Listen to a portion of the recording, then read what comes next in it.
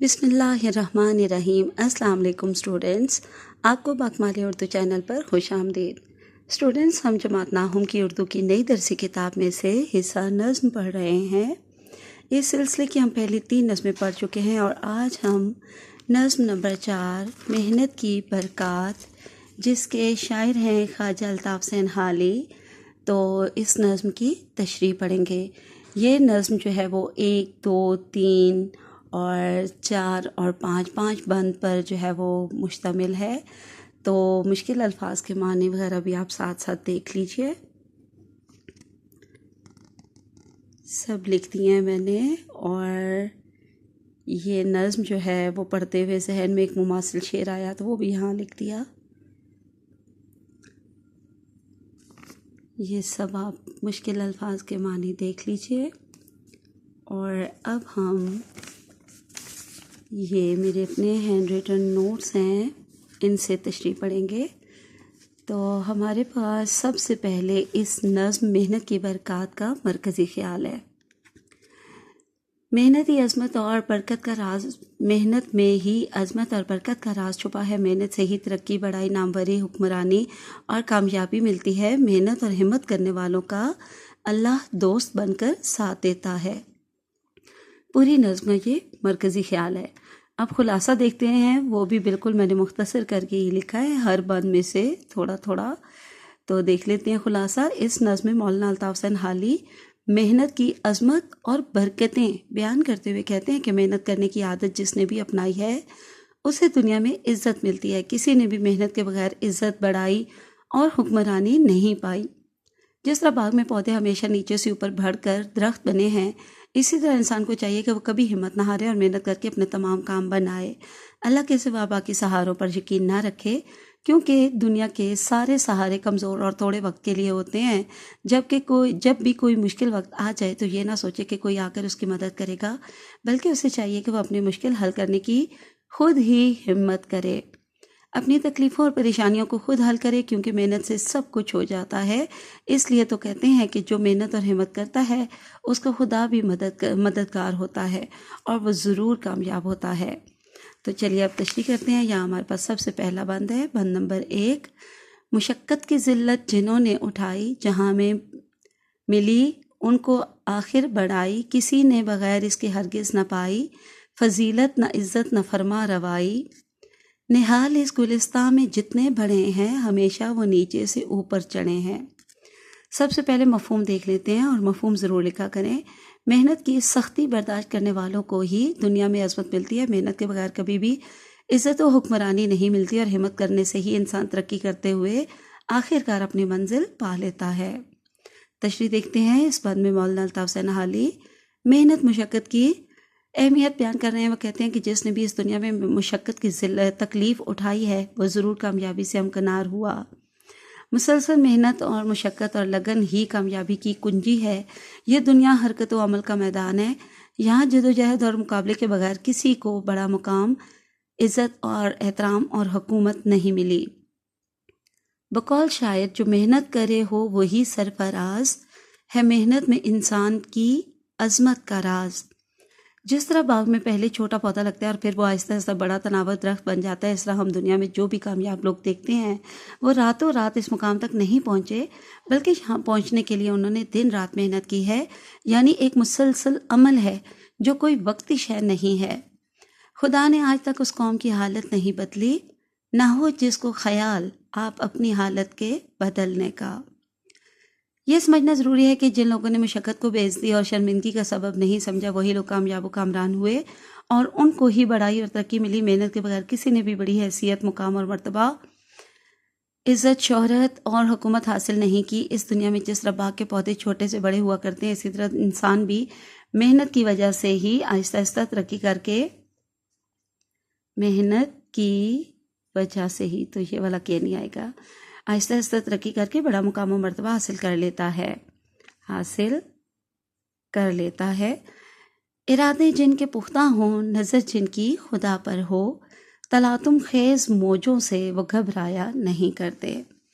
اللہ پاک کے تمام پیغمبران اپنے ہاتھ سے کام کرنے میں فخر محسوس کرتے تھے، اور ان تمام پیغمبرانوں انبیاء کے امام اور سردار ہمارے آخری نبی حضرت محمد صلی اللہ علیہ وسلم بھی اپنا ہر کام اپنے ہاتھوں سے کرتے تھے، تو پھر محنت و مشقت میں شرمندگی کیسی؟ ایک مرتبہ نبی کریم صلی اللہ علیہ وسلم نے ایک مزدور سے ہاتھ ملایا، اس کے ہاتھ میں مزدوری کی وجہ سے چھالے پڑ گئے تھے۔ آپ صلی اللہ علیہ وسلم نے اس کے ہاتھوں کو بوسہ دیا، یعنی کہ چوما، اور فرمایا تو اللہ کا دوست ہے۔ بس ثابت ہوا کہ محنت کرنے میں کوئی شرمندگی نہیں بلکہ عظمت ہے۔ بند نمبر 2 دیکھتے ہیں۔ نہ بو نصر تھا نو میں ہم سے بالا، نہ تھا بو علی کچھ جہاں سے نرالا، طبیعت کو بچپن سے محنت میں ڈالا، ہوئے اس لیے صاحب قدر والا۔ اگر فکر کسب ہنر تم کو بھی ہو، تمہیں پھر ابو نصر تم ہی آئے گا، تم ہی پھر ابو نصر اور بو علی ہو۔ مفہوم دیکھتے ہیں۔ ابو نصر فارابی اور بو علی سینا جیسے لوگوں نے یہ ناموری اپنی بچپن سے محنت کرنے کی عادت کی بدولت پائی ہے۔ اے انسان، اگر تم بھی ان جیسے نامور بننا چاہتے ہو تو محنت کرو۔ تشریح دیکھتے ہیں۔ منزل سے آگے بڑھ کر منزل تلاش کر، مل جائے تجھ کو دریا تو سمندر تلاش کر۔ ابو نصر فارابی ابتدائی زندگی نہایت ہی غریبی اور تنگ دستی میں گزری۔ ابو نصر فارابی کی ابتدائی زندگی نہایت ہی غریبی اور تنگ دستی میں گزری۔ یہاں پہ یہ غریبی لفظ آئے گا، بے کے ساتھ آپ بے چھوٹی یہ بھی کر دیں، ٹھیک ہے۔ مگر یہ غربت ان کے علم و جستجو پہ غالب نہ آ سکی۔ ان کو ارسطو کے بعد دوسرا بڑا فلسفی بھی کہا جاتا ہے۔ انہوں نے علم ریاضی، طب، فلسفہ اور موسیقی میں بڑا نام کمایا۔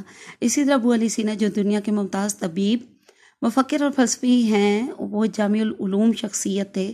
ابن سینا کے نام پر ہی آج ادویات کو میڈیسن کہا جاتا ہے۔ اس بند میں مولانا حالی کہتے ہیں کہ ابو علی سینا وہ بھی ہم جیسے ہی انسان تھے، نہ کہ کوئی مافوق الفطرت مخلوق۔ انہوں نے بھی اپنی محنت کے بلبوتے پر دنیا میں نام بنایا ہے۔ یہ جو ہے سمپل یہاں پہ نون ہونا آئے گا۔ انہوں نے اپنے بچپن سے ہی اپنے آپ کو محنت کا عادی بنایا۔ اپنی محنت کی بدولت ہی انہوں نے شہرت و نام حاصل کیا، اور اب رہتی دنیا تک ان کا علمی کام لوگوں کی رہنمائی کرتا رہے گا۔ یہ اہل علم لوگوں کے لیے مشعل راہ ہیں۔ ویسے بھی کہتے ہیں کہ نامی کوئی بغیر مشقت نہیں ہوا۔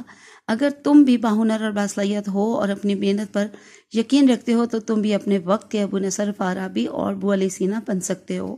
دنیا تمہاری بھی تعریف اور قدر کرے گی، اور رہتی دنیا تک تم لوگوں کا نام بھی روشن رہے گا۔ بقول اقبال، محبت مجھے ان جوانوں سے ہے ستاروں پہ جو ڈالتے ہیں کمند۔ انسان کے لیے کسان کی زندگی میں ایک عمدہ مثال ہے، کیونکہ ایک کسان کی زندگی مسلسل محنت سے عبارت ہے۔ وہ سخت سردی اور گرمی میں رزق کے لیے انت تک محنت کرتا ہے۔ اسی طرح کسی لائق طالب علم سے اگر امتحان میں اعلیٰ کامیابی کا راز پوچھے تو وہ بھی دن رات محنت ہی ہوتی ہے۔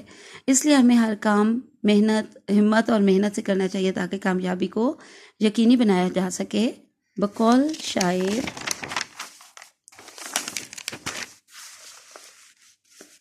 وہ لوگ پاتے ہیں عزت زیادہ جو کرتے ہیں دنیا میں محنت زیادہ۔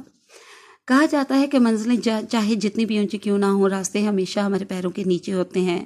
انسان کو ہمیشہ وہی کچھ ملتا ہے جس کے لیے وہ کوشش اور محنت کرتا ہے۔ اگر کسی قوم کے لوگ ہاتھوں سے کام کرنے کو برا سمجھنے لگیں گے تو لوگوں میں بھیک مانگنے کا رواج بن جائے گا۔ بھیک کا یہ سنگل کش آئے گی، ٹھیک ہے، یہاں پہ ڈبل ہے تو آپ نے یہ ایک ہی لگانی ہے۔ اور اگر بھیک مانگنے، یہاں پہ بھی جو ہے یہ کمپوزنگ کی غلطی ہے، اور اگر بھیک مانگنے والے زیادہ ہو گئے تو محنت، ہمت اور غیرت کم ہو جائے گی، سستی اور کاہلی بڑھ جائے گی، جس سے مفلسی جنم لیتی ہے۔ 1857 کے بعد مسلمانوں کی حالت بہت خراب تھی۔ ایسے میں سر سید احمد خان نے امید، محنت اور ترقی کا حیات بخش پیغام دیا، جس سے وہ بیدار ہوئے اور حرکت و عمل میں آئے۔ غریبوں کو محنت کی رغبت دلائی کہ بازو سے اپنے کرو تم کمائی۔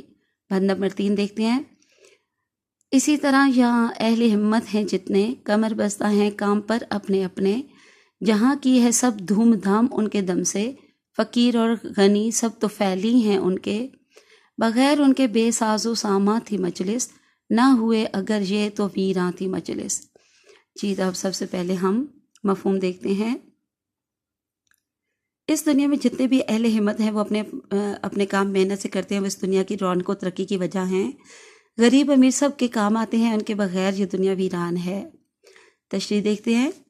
جہاں میں جنہیں کام سے کام ہے، انہیں کام میں لطف و آرام ہے۔ اہل ہمت سے مراد وہ شخص ہے جو ہمت، عزم اور حوصلہ رکھتا ہو۔ اس کا مطلب یہ ہے کہ بہادر، لچکدار اور چیلنجوں یا مشکل حالات کا سامنا کرنے کے لیے کردار کی طاقت کا ہونا۔ یہاں اس کا ترجمہ حوصلے والے لوگ یا عزم والے لوگ ہیں۔ اہل ہمت کا مطلب یا عزم والے لوگ کے طور پر کیا جا سکتا ہے۔ یہ وہ لوگ ہوتے ہیں جو مشکلات کا سامنا کرتے ہوئے بہادری اور عزم کا مظاہرہ کرتے ہیں۔ ایسے ہی لوگوں کے ساتھ اللہ کی مدد ہوتی ہے۔ مشہور مقولہ ہے، ہمت مرداں مدد خدا، یعنی اللہ باہمت لوگوں کا ساتھ دیتا ہے۔ شاعر کہتا ہے کہ یہ حوصلہ مند لوگ ہر وقت اپنے کام کے لیے تیار ہوتے ہیں، نہ وہ سستی و کاہلی کا مظاہرہ کرتے ہیں اور نہ کسی ڈر اور خوف کا۔ یہی وجہ ہے کہ دنیا میں انقلاب یا تبدیلی انہی کی بدولت رونما ہوتی ہے۔ امیر و غریب، شاہ و گدا، سب انہی پر انحصار کرتے ہیں۔ بند کے آخری شعر میں شاعر کہتے ہیں کہ یہ اہل ہمت دنیا میں نہ ہوتے تو دنیا کی یہ مجلس رنگ و رونق سے خالی ہوتی۔ انہی لوگوں نے دنیا کو حسن بخشا۔ اگر یہ لوگ عزم و ہمت کا مظاہرہ کرتے تو دنیا کی یہ مجلس بے آباد ہوتی۔ اگر یہ لوگ عزم و ہمت کا مظاہرہ نہ کرتے تو دنیا کی یہ مجلس بے آباد ہوتی۔ انسان ترقی کی اس معراج پہ کبھی نہ پہنچ پاتا۔ تو یہاں پہ نہ لگانا بہت ضروری ہے، ٹھیک ہے۔ بقول شاعر، اچھا چلیں اس کو کٹ ہی کر دیتے ہیں، یہاں پہ جوابی شعر نہیں لکھا، ٹھیک ہے، تو اس کو چھوڑ دیتے ہیں، آج کے لیے اتنا کافی ہے۔ اور باقی انشاءاللہ آخری 2 بند جو ہیں وہ ان کی تشریح کل پڑھیں گے اور باقی اس کے مکمل نوٹس بھی دیکھیں گے۔ اللہ حافظ، فی امان اللہ۔